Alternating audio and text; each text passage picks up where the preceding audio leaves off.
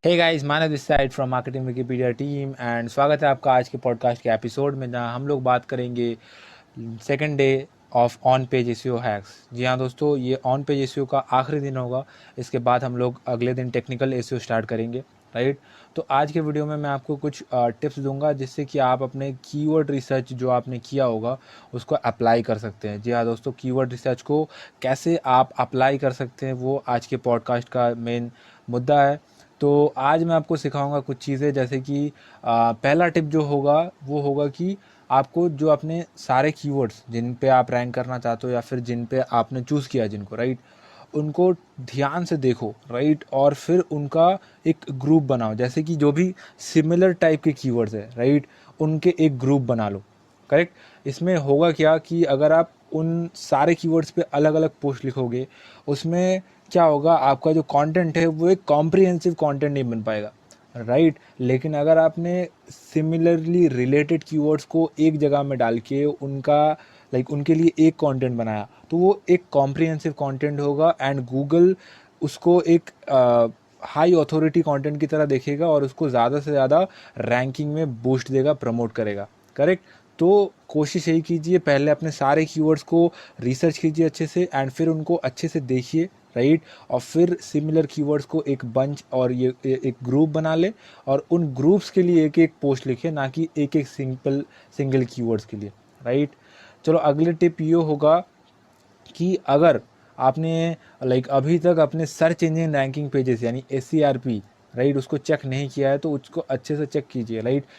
यानी क्या करना होगा आपको, जो भी आपने कीवर्ड्स या फिर कीवर्ड्स के ग्रुप बनाए हैं उनको आप गूगल में लिखो और देखो कि टॉप 10 जो पेजेस है, राइट, वो कौन से पेजेस है जो रैंक कर रहे हैं, करेक्ट। और उसी टॉप 10 पेजेस को हम लोग बोलते हैं search engine ranking positions, right. और देखो कि फिर आप अपने कंटेंट देखो, राइट, अपने कंटेंट देखो कि क्या वो ज़्यादा वीडियो हैवी है, राइट, या फिर वो लॉन्ग फॉर्म के कंटेंट है या फिर कंसाइज कंटेंट है, राइट, और या फिर आपके जो कंटेंट्स है वो बुलेट्स पॉइंट्स में है या फिर लिस्ट में है या फिर पैराग्राफ्स में है, कैसे हैं आपके कंटेंट, राइट। और फिर उस हिसाब से देखो कि SERP में जो उस कीवर्ड में रैंक कर रहे हैं आपसे उनका क्या क्या कैरेक्टरिस्टिक मिलता है और क्या क्या कैरेक्टरिस्टिक डिफरेंट है। और जो भी रैंक कर रहे हैं अगर आप वो आपसे डिफरेंट है तो आपको भी कोशिश करना है कि उस तरह का कंटेंट बनाने का, राइट। से फॉर एग्जांपल अगर आपने एक कीवर्ड चूज़ किया है कि best coffees in the world, तो अगर वहाँ पे टॉप 10 में 4-5 पोस्ट ऐसे हैं जो कि लिस्ट टाइप के या फिर बुलेट पॉइंट या फिर ऐसे पैराग्राफ टाइप के पोस्ट हैं, तो आपको कोशिश करना होगा कि अगर आप उस कीवर्ड पे कोई पोस्ट लिख रहे हो या फिर उस कीवर्ड के जो ग्रुप है उसमें कोई पोस्ट अगर आप लिख रहे हो तो आपका भी पोस्ट वैसे ही या तो लिस्ट या फिर पैराग्राफ टाइप में होना चाहिए, राइट। नॉर्मल पोस्ट ना लिखे आप, करेक्ट। एक लिस्ट टाइप का पोस्ट बनाए या फिर एक बुलेट पॉइंट से लेके पोस्ट बनाए, ताकि उसका जो रैंकिंग होने का चांसेस है वो बढ़ जाए, क्योंकि ऑलरेडी वैसे कंटेंट, वैसे सिमिलर टाइप के कंटेंट्स उस कीवर्ड पे रैंक कर रहे हैं, करेक्ट। तीसरा टिप ये होगा कि पहले बैठो, राइट, अपने आप को बैठ के ध्यान से अपने आप को क्वेश्चन करो कि क्या यूनिक वैल्यू आप दे सकते हो, राइट, अपने पेज के थ्रू या फिर अपने ब्लॉग पे थ्रू, जो कि अभी, राइट, अभी जो पेजेस एक पर्टिकुलर कीवर्ड पे रैंक कर रहे हैं उनसे बहुत ज़्यादा बेहतर होंगे, राइट। से फॉर एग्जांपल आप लिख रहे हो how to rank your post, right, ऐसा कुछ एक टॉपिक के ऊपर, एक कीवर्ड के ऊपर आप पोस्ट लिख रहे हो, तो आपको पहले ये देखना है कि सारे SERP में जितने भी टॉप 10 पोस्ट रैंक कर रहे हैं उनसे आप बेहतर क्या चीज़ लिख सकते हो, क्या कंटेंट, क्या वैल्यू दे सकते हो अपने पोस्ट में, ये आपको पहले ध्यान लगाना होगा, राइट। जब आपको ये पता चल जाएगा तब जाके आप एक अच्छा सा पोस्ट लिख पाओगे। उससे पहले आप हड़बड़ी में पोस्ट लिखने जाओगे तो आपका एक अच्छा सा कंटेंट आप नहीं क्रिएट कर पाओगे, करेक्ट। लेकिन अभी कंटेंट क्रिएट करने से पहले कुछ कुछ चीज़ें आपको बहुत ज़्यादा ध्यान में रखनी होती है, जिनको हम लोग बोलते हैं लो वैल्यू टैक्टिक्स, राइट। आपको लो वैल्यू टैक्टिक्स अवॉइड करने हैं। So what are the low value tactics, अगर मैं बात करूँ, सबसे पहला जो low quality low value tactics है उसको बोलते हैं हम लोग थिन कंटेंट। तो अभी थिन कंटेंट क्या होता है, अगर मैं एग्जांपल दूं, से फॉर एग्जांपल आपका जो पेज है उसमें आपका जो वेबसाइट है वो एक ई कॉमर्स का अगर वेबसाइट है, राइट, तो वहाँ पे ऐसा हो सकता है कि आपने एक से फॉर एग्जांपल आप सॉकर शूज़ बेच रहे हो, तो आपका एक सॉकर शू है एक टाइप का, तो उस टाइप में आपने 4-5 वेरिएंट कलर्स में वो शू बेच रहे हो। तो आपको ऐसा नहीं करना है कि 4-5 वेरियस पेजेस बना दिया उस 4-5 वेरिएंट कलर के लिए, नहीं, that is called the thin content, because images के अलावा बाकी सब कुछ तो आप एक ही लिखोगे।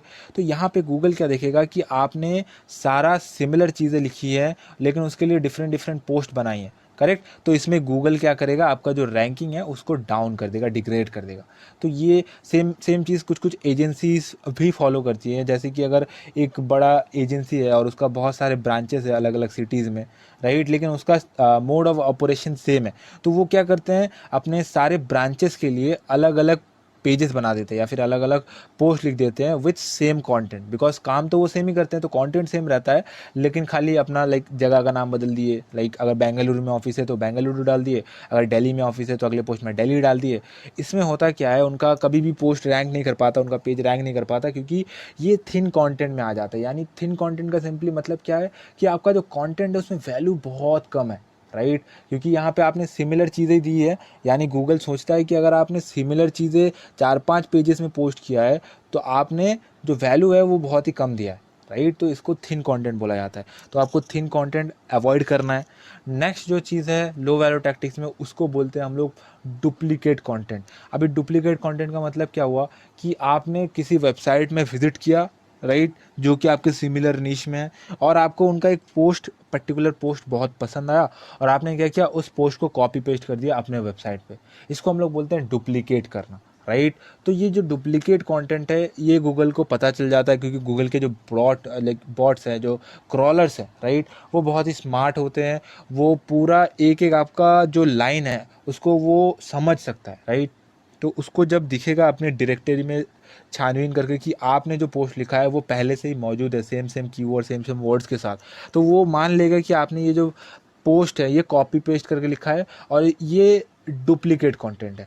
तो वो आपका पोस्ट पहली बात तो गूगल बहुत ज़्यादा डिग्रेड करेगा, और इसका एक टोटल ओवरऑल इफेक्ट आपके वेबसाइट में भी पड़ सकता है, आपके टोटल ब्लॉग में भी पड़ सकता है, जिससे कि आपका रैंकिंग जो है वो बहुत नीचे जा सकता है। तो आपको डुप्लीकेट कंटेंट कभी नहीं बनाना। तीसरा जो अगला जो आपका टिप होगा वो है क्लोकिंग मत कीजिए आप। क्लोकिंग का सिंपली मतलब क्या है, देखो गूगल चाहता है कि आप जो भी चीज़ गूगल के बॉट्स को दिखा रहे हो, राइट, HTML, गूगल का बॉट्स तो नॉर्मल लेटर्स नहीं पहचानता, वो HTML लेटर्स में देखता है। तो गूगल चाहता है कि जो भी आप HTML में दिखा रहे हो वही सेम चीज़ आप पब्लिक या विजिटर्स को भी दिखाओ, राइट। इसका सिंपली आपको लगेगा कि यार जो भी चीज़ गूगल बॉट को दिखेगा वही चीज़ तो मेरे वेबसाइट में है, राइट, ब्लॉग में है, तो वही चीज़ मेरे विजिटर्स को दिखेगा, लेकिन ऐसा कभी कभी होता नहीं है। कभी कभी आप क्या कर सकते हो कि आपको बहुत सारे कलर्स का ऑप्शन मिल जाता है। आपने क्या किया, एक पर्टिकुलर पैराग्राफ को पूरा वाइट कलर, अगर आपका बैकग्राउंड वाइट में है तो आपने उसको बैकग्राउंड के कलर में डाल दिया ताकि गूगल विजिटर्स को ना दिखे, लेकिन गूगल बॉट्स को तो वो दिख रहा है, करेक्ट। तो ऐसे क्लोकिंग टाइप की चीज़ें मत किया कीजिए। इसमें क्या होगा कि आपने शायद रैंकिंग के लिए कुछ कुछ ऐसे कीवर्ड स्टफिंग कर दिए और उसको वाइट कर दिए ताकि लोगों को पता भी ना चले बट गूगल को दिखे। तो ये क्लोकिंग वाले चीज़ें मत कीजिएगा। गूगल का जो अपडेट्स आते हैं, जो एल्गोरिदम्स चेंज होते हैं, उसमें गूगल ने बहुत ज़्यादा अपने एल्गोरिदम्स को अपडेट करते हैं, तो गूगल को ये पता चल जाता है, करेक्ट। तो क्लोकिंग मत कीजिए। नेक्स्ट जो है वो है कीवर्ड स्टफिंग, कभी मत कीजिए। बहुत ही कन्वेंशनल थॉट प्रोसेस यही है कि अगर आपने अपने किसी पोस्ट में अपना जो मेन कीवर्ड है वो बहुत ज़्यादा बार यूज़ किया तो गूगल को पता चलता है कि आपका पोस्ट इस बारे में है और वो आपको रैंक कराता है। लेकिन ये एक्चुअली पहले होता था। आप आज के ज़माने में अगर ऐसा करने जाओगे तो कभी नहीं होगा। ये 2014, 15, 16 इस टाइम पे होता था, तब गूगल के इतने सारे अपडेट्स मेजर नहीं हुए थे। लेकिन अभी 2020 में अगर आप ये करने जाओगे तो बहुत बड़े मुसीबत में आप पड़ जाओगे, क्योंकि अगर आपने कीवर्ड स्टफिंग किया तो गूगल को पता चलता है आप बहुत ज़्यादा बार इस कीवर्ड को यूज़ कर रहे हो, राइट, और वो गूगल एक स्पैमी वे में उसको लेता है। तो ज़्यादा कीवर्ड स्टफिंग मत कीजिए। मैं बोलूँगा अगर आपने एक 2-3 हज़ार का लेंथ का पोस्ट लिखा है, 2-3 हज़ार वर्ड के लेंथ का पोस्ट लिखा है, उसमें आप मैक्सिमम 4 से 5 बार या 6-7 बार ही अपना वो भी एकदम मैक्स टू मैक्स, राइट, 6-7 बार अपना जो कीवर्ड है, मेन फोकस कीवर्ड, उसको डालें, उससे ज़्यादा ना डालें, और 3 बार से कम भी मत डालें, नहीं तो गूगल को कन्फ्यूज़ हो जाएगा कि एक्चुअली ये पोस्ट इस बारे में है भी कि नहीं, राइट। नेक्स्ट जो टिप है थिन कंटेंट का वो है ऑटो जनरेटेड कंटेंट। आपको कभी नहीं लिखना है। आजकल बहुत सारे वेबसाइट्स ऐसे हो गए हैं जहाँ पे आपको क्या बोले, बॉट्स मिलते हैं, राइट। आपको टेक्नोलॉजी मिलते हैं जहाँ पे आप लाइक किसी भी टॉपिक का नाम डाल दो तो उसके बारे में एक बहुत अच्छा खासा लेंथ का कंटेंट आपको वो लाइक बॉट या फिर वो जो वेबसाइट है वो क्रिएट करके दे देता है। लेकिन ये गूगल को फिर भी समझ में आ जाता है, क्योंकि गूगल, मैं बार बार बोल रहा हूँ, बहुत ही होशियार है। उनके जो रैंकिंग फैक्टर्स है, जो एल्गोरिदम्स है, जो उसके लाइक सिग्नल्स है, वो बहुत ही ज़्यादा लाइक इन चीज़ों में लाइक फोकस करता है। तो आपने अगर ऑटो जनरेटेड कंटेंट लिखा होगा तो गूगल को पता चल जाएगा, राइट। तो ये अवॉइड कीजिए, राइट। तो ये कुछ like 3-4 like low value tactics थे जो आपको अवॉइड करने हैं। एक बार मैं रिपीट कर दूंगा कि थिन कंटेंट आपको नहीं लिखना है, डुप्लीकेट कंटेंट नहीं लिखना है, क्लोकिंग आपको नहीं करना है, कीवर्ड स्टफिंग नहीं करना है, और ऑटो जनरेटेड कंटेंट कभी नहीं लिखना है, करेक्ट। तो ये कुछ 4-5 थे लो वैल्यू टैक्टिक्स जो आपको अवॉइड करने हैं, राइट। तो अगर इनको अवॉइड करने हैं तो फिर इनके लाइक आपके पोस्ट को बेटर बनाने के लिए फिर करना क्या है, जिसको हम लोग बोलते हैं 10x टेक्निक, राइट। तो 10x टेक्निक क्या है? सिंपली देखो, अगर आपको अपना पोस्ट रैंक कराना है तो उसमें कोई सीक्रेट नहीं है, राइट। गूगल हर किसी के पेज को एक ही नज़रिए से देखता है। ऐसा नहीं कि किसी को लाइक हाई वैल्यू में देखता है, वो हाई अथॉरिटी में देखता है, किसी को लो अथॉरिटी में देखता है, ऐसा नहीं है, राइट। अगर आपका DAP बहुत हाई है तो उसमें थोड़ा सा इधर उधर होता है, लेकिन जनरली सेम होता है सबके लिए, राइट। तो अगर आपको सर्च इंजन में रैंक करना है, राइट, तो आपको एक फार्मूला, एक कंटेंट क्रिएशन का एक फार्मूला फॉलो करना होगा। तो सबसे पहले आपको क्या करना होगा कि जो भी आप कीवर्ड्स के ऊपर रैंक करना चाहते हो, राइट, उन कीवर्ड्स को डालो गूगल में और चेक करो कि कौन कौन से लाइक पेज उस कीवर्ड के लिए रैंक कर रहे हैं, करेक्ट। फिर वो जो पेज हैं जो रैंक कर रहे हैं, उन पेजेस को देखो कि उनमें क्या सिमिलरिटीज़ है, कैसे टाइप के पोस्ट हैं, राइट। उनके क्वालिटी को देखो, राइट। उनके उनके जो मेन स्पेसिफिक चीज़ें हैं जिनके वजह से वो रैंक कर रहे हैं, आपको लग रहा है, उन चीज़ों को, उन क्वालिटीज़ को देखो और समझो, राइट। और फिर आप उससे एक 10x बेटर कंटेंट बनाओ, राइट। एक ऐसा कंटेंट जो कि वो सारे टॉपिक्स को कवर करता ही है और उसके अलावा भी और बहुत ज़्यादा कॉम्प्रिहेंसिव और भी वैल्यू एडेड चीज़ें लाइक प्रोवाइड करता है, राइट। से फॉर एग्जांपल अगर आप लिख रहे हो कि ऑन पेज एसईओ कैसे होता है, करेक्ट। जैसे कि मैं ये ऑन पेज एसईओ का पूरा सीरीज़ कर रहा हूँ, तो आप मान लो एक पोस्ट लिख रहे हो कि ऑन पेज एसईओ कैसे करना होता है। तो आपने मानो एक ऐसे how to do on page SEO करके एक कीवर्ड सर्च किया और उसको गूगल में डाला, तो आपने देखा कि 10 ऐसे पोस्ट आ रहे हैं जहाँ पे बहुत अच्छे खासे ऑन पेज एसईओ के 10, 15, 20 करके टिप्स ऐसे दिए हुए हैं।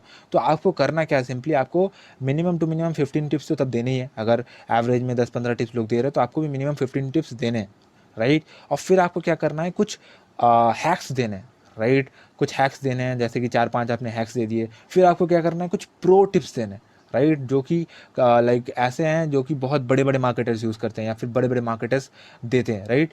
और फिर आपको क्या करना है, कुछ प्रैक्टिकल एग्जाम्पल्स दिखाने और कुछ एक दो कोशिश करना केस स्टडीज़ भी दिखाना। तो आपका पोस्ट देखो बहुत ज़्यादा लेंदी भी हुआ, उसमें वैल्यू भी बहुत ज़्यादा हुआ, आपने टिप भी कुछ एडवांस दिए और आपने कुछ लाइव केस स्टडीज़ भी दिखा दिए। तो इसमें अल्टीमेटली होगा क्या कि देखो, सारे लोगों को जो भी आपके ऑल्टरनेटिव से कंपटीटर्स हैं, उन लोगों ने भी जो चीज़ दिया आपने वो चीज़ तो दिया ही है, और उसके साथ साथ आपने कुछ ऐसे भी वैल्यू प्रोवाइड किए जो कि उन्होंने नहीं दिया है।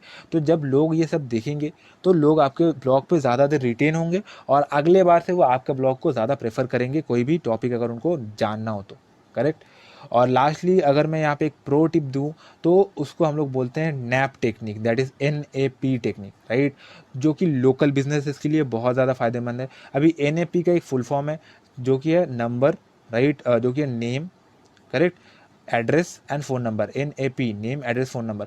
तो जो भी लोकल बिजनेस है वो अपने सारे पेजेस में ये नैप टेक्निक को फॉलो करे, यानी अपना नाम, अपना एड्रेस और फ़ोन नंबर सिमिलर, एकदम सिमिलर वे में, इधर उधर बिल्कुल भी ना हो, एक भी वर्ड इधर उधर नहीं होना चाहिए, एकदम सिमिलर वे में ये नैप प्रिंसिपल को डालना है, राइट। अपने URL में भी इसको फॉलो करना है। से फॉर एग्जांपल अगर वो xyz.com अगर उनका वेबसाइट है तो उनको अगर xyz.com दिल्ली के लिए पेज बनाना है तो वो अपना URL चूज़ करेंगे xyz/दिल्ली। अगर चेन्नई के लिए तो xyz.com/चेन्नई। अगर कोलकाता के लिए xyz.com/कोलकाता, राइट।